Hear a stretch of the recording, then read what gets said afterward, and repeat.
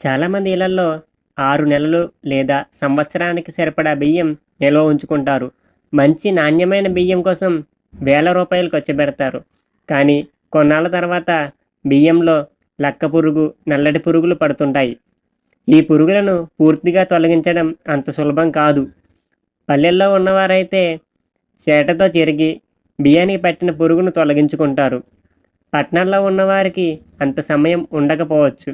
అలాంటి సమయంలో బియ్యానికి పురుగు పట్టకుండా ఉండడానికి కొన్ని పాటించాలని నిపుణులు చెబుతున్నారు.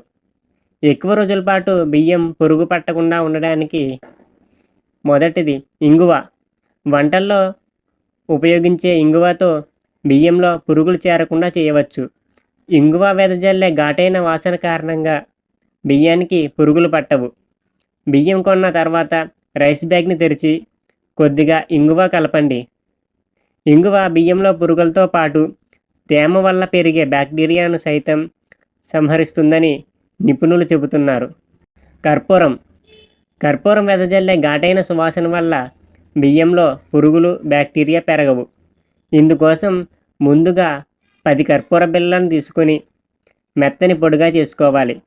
దీన్ని కాస్త మందంగా ఉండే నూలు వస్త్రంలో చుట్టి బియ్యం డబ్బాలో పెట్టాలి.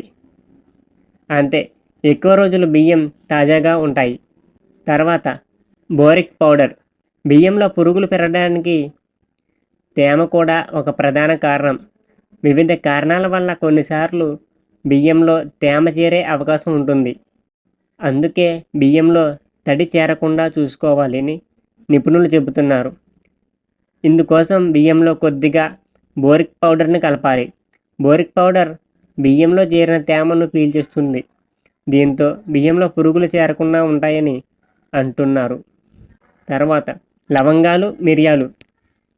బియ్యంలో పురుగు పట్టకుండా ఉండడానికి లవంగాలు, మిరియాలు చాలా బాగా ఉపయోగపడతాయి. ఇందుకోసం ఓ వస్త్రంలో లవంగాలు లేదా మిరియాలు చిన్న చిన్న మూటలుగా కట్టాలి. వీటిని బియ్యం మధ్యలో ఉంచాలి. తరువాత ఎండుమిర్చి, బిర్యానీ ఆకులు. మీరు బియ్యంలో ఎండుమిర్చి, బిర్యానీ ఆకులు ఉంచడం ద్వారా కూడా పురుగు పట్టకుండా చూడవచ్చని చెబుతున్నారు. తరువాత వేపాకులు. బియ్యం నిల్వ చేయడానికి చాలామంది వేపాకులను ఉపయోగిస్తారు. దీనిలో ఉండే క్రిమిసంహారక గుణాలు బియ్యంలో పురుగులు చేరకుండా కాపాడతాయి.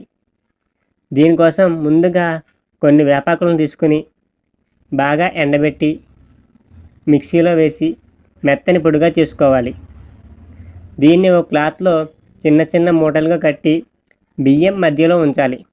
ఇలా చేయడం వల్ల బియ్యంలో తెల్ల పురుగులతో పాటు పెంకు పురుగులు కూడా పట్టకుండా ఉంటాయి. ఇలాంటి మరిన్ని వీడియోస్ కోసం మన ఛానల్ని ఇప్పుడే సబ్స్క్రైబ్ చేసుకోండి.